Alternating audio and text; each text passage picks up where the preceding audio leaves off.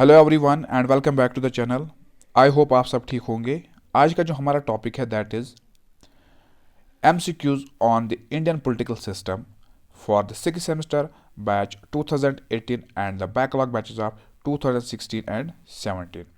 So it is the part second of this series. Video को skip मत करना, video को एंड तक देखना। वीडियो को शुरू करने से पहले जो भी हमारे चैनल पे नए हैं चैनल को सब्सक्राइब कीजिए और साथ में बेल आइकन भी दबा दीजिए ताकि जब भी हम कोई नया वीडियो अपलोड करेंगे उसकी नोटिफिकेशन आपको ऑन टाइम मिलेगी।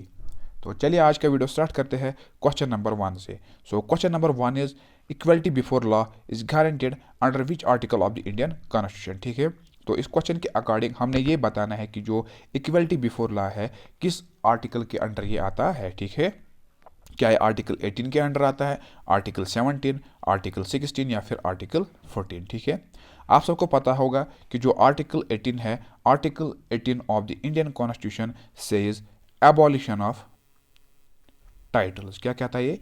एबॉलिशन ऑफ टाइटल्स, यानी what kind of titles the Indian government abolishes. ठीक है, हम कह सकते हैं कि ये जो आर्टिकल है, ठीक है, आर्टिकल 18 ये किस तरह के टाइटल्स को एबॉलिश करता है। ठीक है, तो देखिए आर्टिकल 18 क्या कहता है। आर्टिकल 18 कहता है कि नो सिटीजन ऑफ इंडिया, ठीक है, जो भी बंदा इंडिया का है, ठीक है, यानी जो भी बंदा इंडिया से बिलोंग करता है, ठीक है, not citizen of India shall accept, he can not accept, यानी वो किसी भी तरह के टाइटल जो उसे मिला होगा उसे वो नहीं अपना सकता है।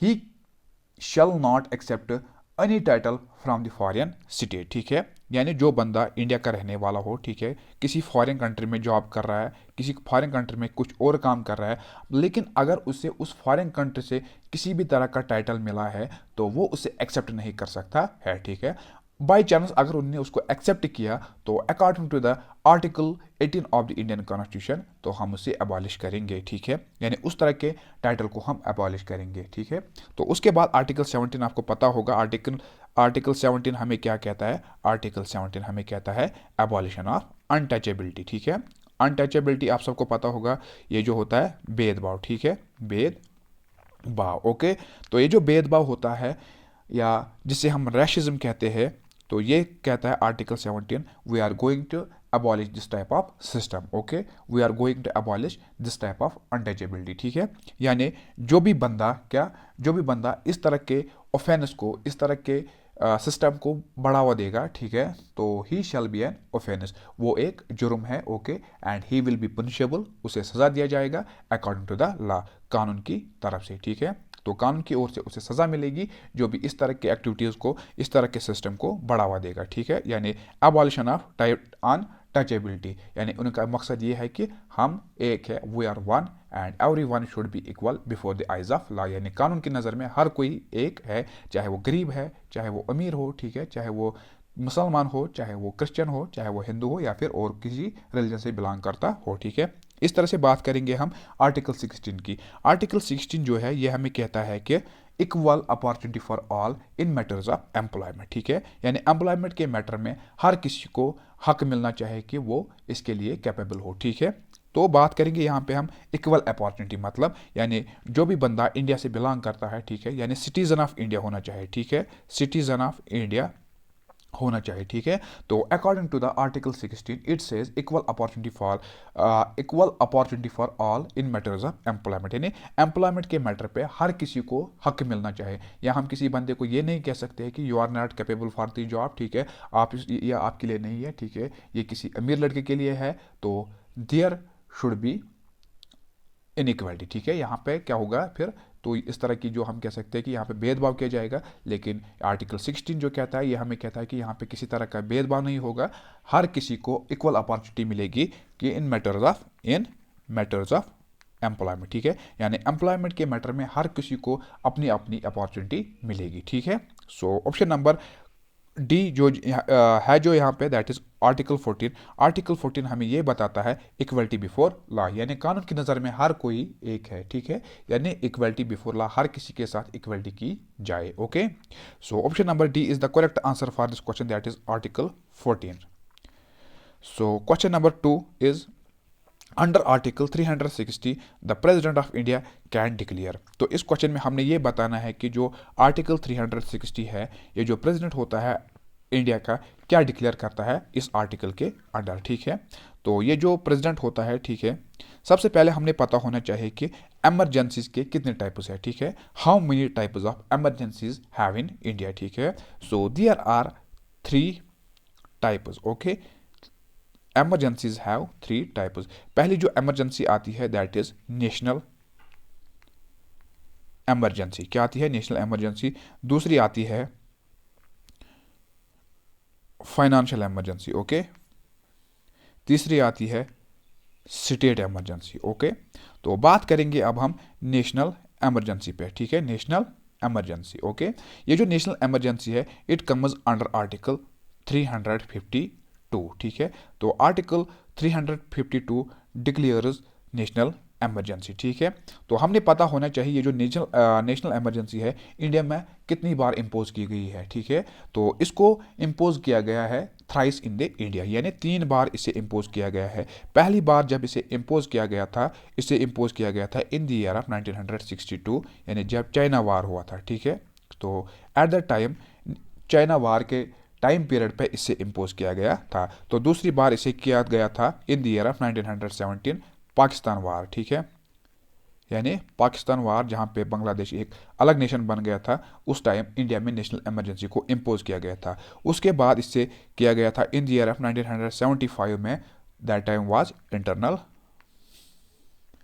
Disturbance, okay. तो इसे इम्पोज किया था किसने? इंदिरा गांधी ने। तो अब हमने पता होना चाहिए जब किसी भी तरह की क्या होती है, ये जो एमरजेंसीज होती है, चाहे वो नेशनल एमरजेंसी हो, चाहे वो फाइनेंशियल एमरजेंसी हो, चाहे वो स्टेट एमरजेंसी हो, जब इनको इम्पोज किया जाता है तो इसके पीछे कारण क्या होता है, इसके पीछे वजह क्या होती है, ठीक है। तो इसके पीछे वजह होती है, सबसे पहले जो वजह होता है दैट इज वार थ्रेट्स, ठीक है, वार थ्रेट्स। दूसरी होती है एक्सटर्नल एग्रेशंस, ठीक है, ओके। तीसरा होता है आर्मड रेबिलियन, ठीक है। ये जो मैंने यहाँ पे बात की है यही वजह होते हैं क्या एमरजेंसीज को इम्पोज करना, ठीक है। उसके बाद आती है यहाँ पे दैट इज स्टेट एमरजेंसी। क्या? State emergency. ये जो स्टेट एमरजेंसी है it comes under article 356, okay. उसके बाद आती है फाइनेंशियल एमरजेंसी। फाइनेंशियल एमरजेंसी है, ये जो फाइनेंशियल एमरजेंसी है इट कम्स अंडर आर्टिकल 360, ठीक है। तो इस आर्टिकल के अंडर ये आती है, और जो प्रेसिडेंट होता है इंडिया का वो डिक्लेयर करता है इस आर्टिकल के अंडर फाइनेंशियल एमरजेंसी को। So option number A is the correct answer for this question, that is financial emergency, okay. So next question is question number 3। Question number 3 is right to education is provided in which article of the Indian constitution. तो इस question में हमने ये बताना है कि जो right to education है इसे प्रोवाइड किया गया है किस आर्टिकल के तहत, ठीक है। So article 21 of the Indian Constitution says right to education, okay। Article 21A says right to education, ठीक है। आप सबको पता होगा जो right to education है, जो भी बच्चे 6 से लेके 14 तक, ठीक है, यानी जो बच्चे इस एज ग्रुप में लाइक करते हैं इन्हें free and compulsory education provide की जाएगी, ठीक है। तो आप सबको पता होगा it is the 11th fundamental duty, ठीक है, जिसको एनेक्ट किया गया था, जिसको फंडामेंटल ड्यूटी में ऐड किया गया था under 86th amendment act of 2002, ठीक है। इस अमेंडमेंट के तहत इसे एनेक्ट किया गया था as the 11th fundamental duty, ठीक है। So question number C is the correct answer for this question. Next question is promotion of international peace and security is. तो इस क्वेश्चन में हमने ये बताना है promotion of international peace and security is, ये क्या है? क्या ये फंडामेंटल राइट्स है, फंडामेंटल ड्यूटीज़ है, या फिर directive principles of state policy, या फिर इनमें से कोई भी नहीं। तो बात करेंगे हम किन की? Directive principles of state policy की। ये जो directive principle of state policy है इसे हमने बारो किया था इरिश कॉन्स्टिट्यूशन से। कहाँ से? इरिश कॉन्स्टिट्यूशन से, ठीक है, जिसे हम कॉन्स्टिट्यूशन ऑफ आयरलैंड भी कहते हैं। क्या? Constitution of Ireland, okay. तो इसके बावजूद ये जो directive principles of state policy है it comes under part 4th of the Indian constitution, okay, यानी पार्ट 4th में ये लाई होते हैं, ओके। अगर हम बात करेंगे कि कौन से आर्टिकल, ठीक है, कौन से आर्टिकल जो कि स्टेट, ये जो directive principle of state policy है इनके साथ डील करते हैं, सो दैट इज आर्टिकल 36 से लेके आर्टिकल 51 आपको पता होगा किसके साथ डील करते हैं, directive principle of state policy की, ठीक है। जिस तरह से आपको पता होगा आर्टिकल 51A किसके साथ डील करता है, फंडामेंटल ड्यूटीज़ के साथ, ओके। सो आर्टिकल 36 से लेके 51 तक ये जो सारे आर्टिकल्स हैं ये डील करते हैं directive principle of state policy की, ठीक है। So article 51 of the Indian Constitution says international peace and security, okay. So what is the motive of international peace and security? इसका motive क्या है, इसका वजह क्या है, मकसद क्या है इसका, ठीक है। तो मकसद यही है to maintain international peace at international level, ठीक है, यानी इंटरनेशनल पीस को कायम करना, ठीक है, यानी इंटरनेशनल यानी ब्रदरहुड को कायम रखना, ठीक है, okay. So option number C is the correct answer for this question, that is directive principle of state policy. ये जो इंटरनेशनल पीस एंड सिक्योरिटी है ये directive principle of state policies है, ठीक है। So option number D is the correct answer for this question.